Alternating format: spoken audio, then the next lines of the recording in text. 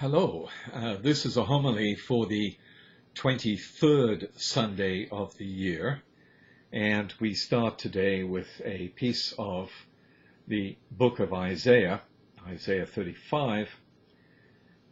Isaiah is encouraging the people and saying, "Here is your Lord, here is your God. He comes with vindication, with divine recompense." This is God's way of being around us. The vindication and the divine recompense. This is the power of absolute goodness reaching into the world, and the implication always is, well, if God is this good and this amazing to you, how good are you? Are you good to the people around you? Are you selective to the people around you? And that's going to come back shortly. Further on, Isaiah says, He comes to save you. Only God knows that we need to be saved. Most of us are totally unaware of that. But if we believe in God, then we believe also that He knows what is best for us, and being saved is part of the whole relationship that we are called to develop with Him. The eyes of the blind will be opened, and then the significant line for the gospel, the ears of the deaf will be cleared, the tongue of the mute will sing. What we have is people beset by all kinds of sicknesses that really damage their lives, and God, Isaiah is putting God forward as the one who heals, the one who transforms these sufferings. And just because we have better medical care than the people of Isaiah's time, we shouldn't think, oh, well, then, God really isn't going to do much for us. This is all a sign. This physical public transformation of healing is all a sign of what's meant to be going on in our hearts, meant to be going on in our spirits, that God is healing us. And all of that is tied up with the fact that these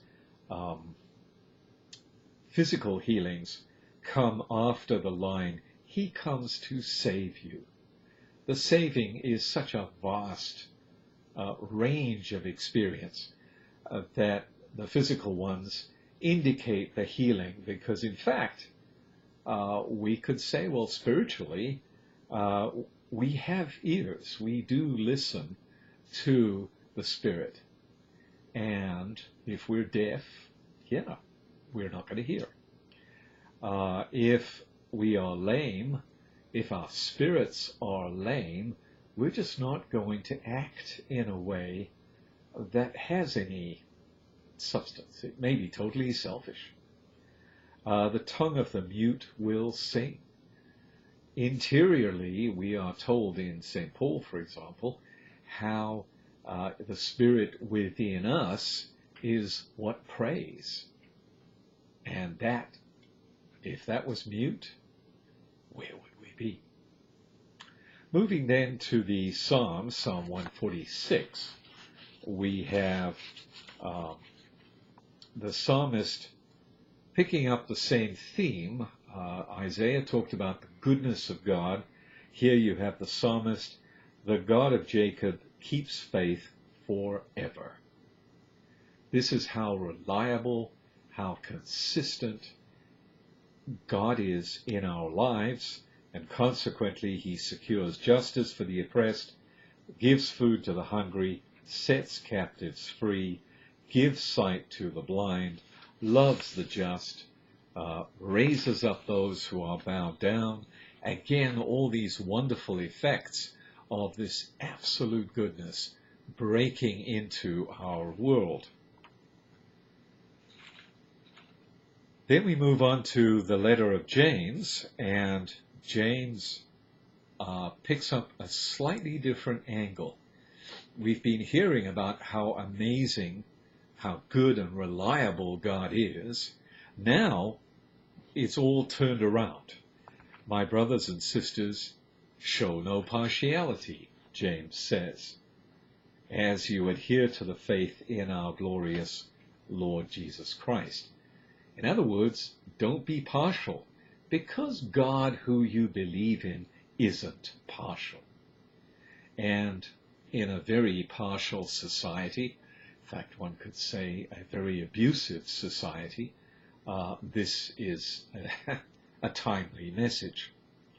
And then he gives a practical illustration of how do you behave when a rich man walks into the synagogue. How do you behave when a poor man walks into the synagogue? Have you not made distinctions among yourselves and become, here we go, judges with evil designs? We're actually showing in our partiality how evil we are. And what James reminds us of is that God chooses those who are poor in the world to be rich in faith and heirs of the kingdom. In other words, what we see has absolutely no information to give us about whether this rich man actually is faithful and actually is an heir to the kingdom, and whether this poor man is faithful and an heir to the kingdom. But it seems to be likely that the external appearances have no connection at all with the interior appearances. And in a culture that is obsessed with appearance, this again is a wonderful lesson to learn.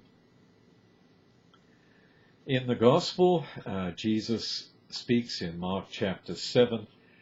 He first of all just simply does a healing miracle, heals a deaf man who had a speech impediment. We won't go through the gestures that he uses, but the man's ears were opened, his speech impediment was removed. Here you just have the raw, abundant goodness of God. Interestingly now, coming out of this man, Jesus of Nazareth.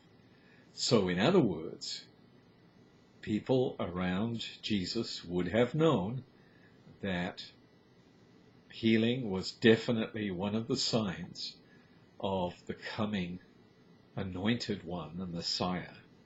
And here you have this man doing the things that the anointed one was going to do.